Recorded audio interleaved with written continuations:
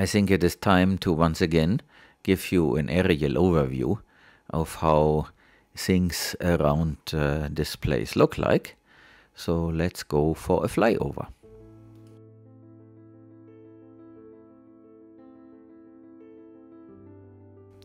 Here to the left, where all the stones are, that is the platform for the future container workshop for outdoor work. And the other platform there is to build another workshop and also the house that will be placed south, so ahead of these stones.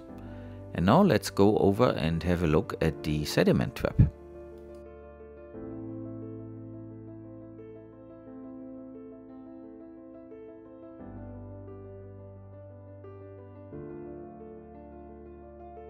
Even from some distance, we can already see that there's still water in it. In general, all the places that can retain water, they do hold it, and it shines in the sun. We are expecting a little bit of rain, maybe a shower or two, we will see. But this is looking very good. The water is staying there, but keep in mind it is a sediment trap. It is not meant to be a pond for any specific purpose. Next, we see here that seasonal creek that follows, which will then go to the big pond that we are now using for irrigation, the one there to the upper right corner of the image.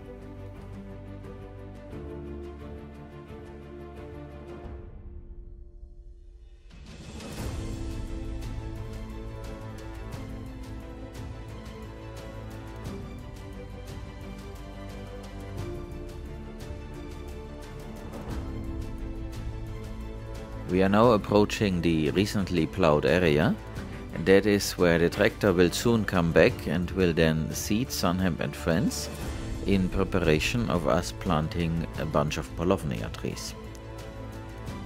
We need to wait a little bit between plowing and the steps for seeding so that the tool can cut the biomass.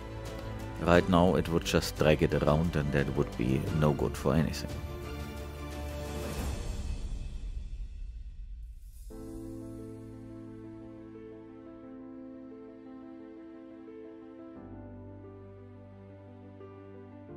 Next up is the site where we are planting the Miyawaki forest.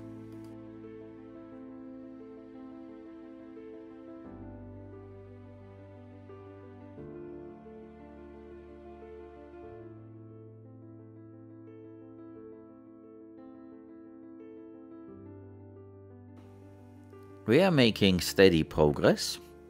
It's not extremely fast.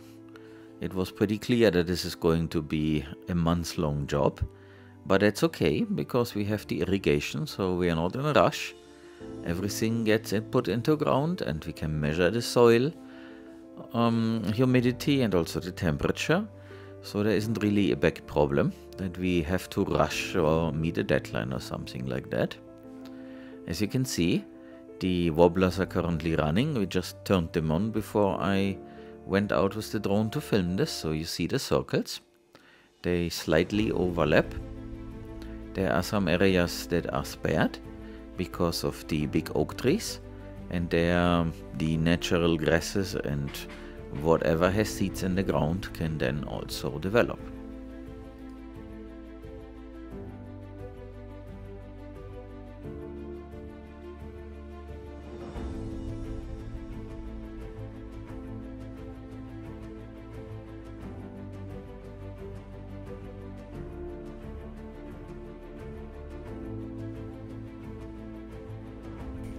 Now let's turn around and have a look at the waiting area to see how many plants we have left to plant.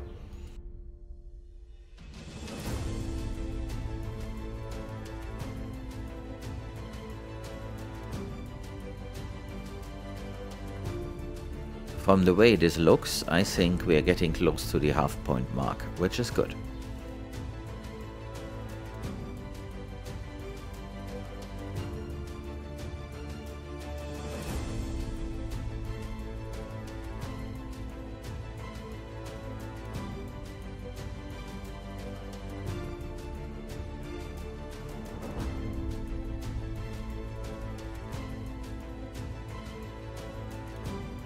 There to the left is a little pond, and I'm pretty sure there is no water in it because the bottom is so sandy, but that's okay.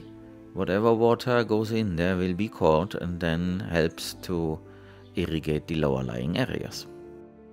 Here in the upper left corner of the image you can see that nearby water reservoir, and if you follow that road in the center of the image you can spot the entrance to our farm, so it's not really that far away. This is 44 hectares of surface full of water. That huge amount of water in this water reservoir is not used for anything. Several decades ago there was a plan by the Andalusian government and the local cooperative co-op to remove all the oak trees from this area left and right of that water reservoir and use the area for fields so that they can go grass for the milk cows. That was stopped and nothing happened, and the water reservoir continues to be there because the mayors of the villages of Cardeña and Conquista refused to blow up the dam. So here to the left you can see the farmyard, and I'm now trying to fly towards where the horses are to have a look at how it looks there and what they're doing.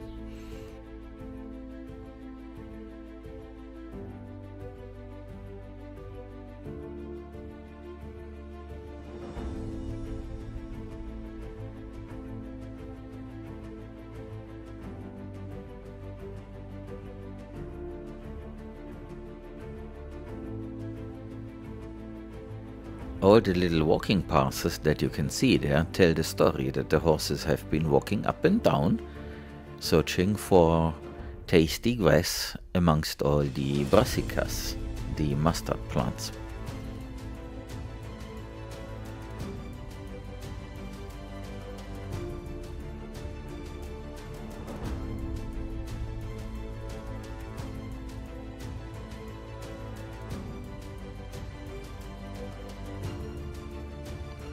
In the upper left part of the image you can spot the fence. That is basically where the horses would end. We want them to graze in the area below.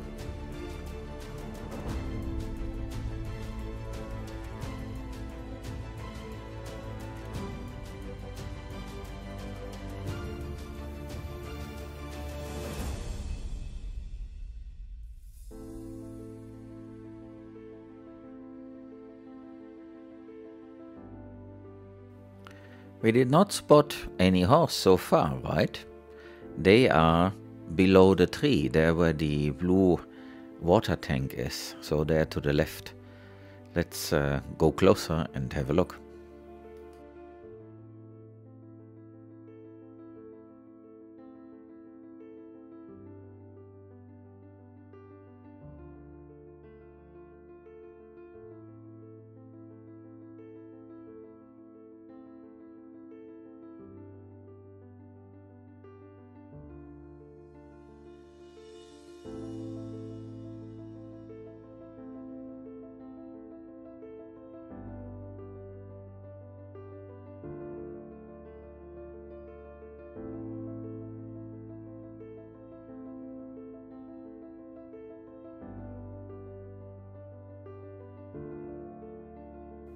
On the way back home, let's fly over the area that is now fenced in with a poultry net, where the chickens might be, but I doubt that are already out.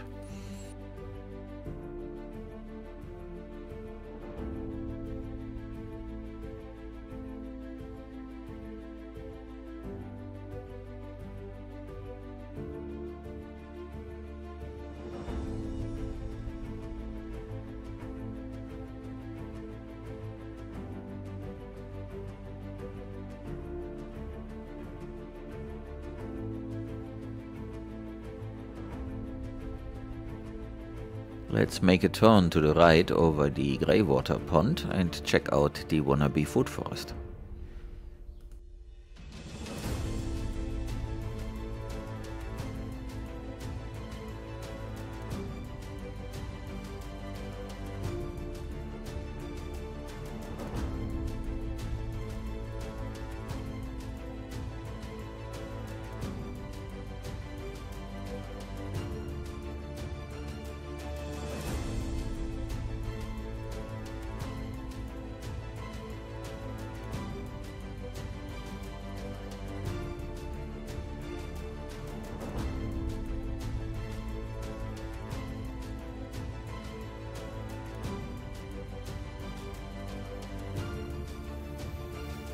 Here's the first group of tall Pilonia trees, and they are tucked away in the corner, the ones that still have to reach up in order to get better light.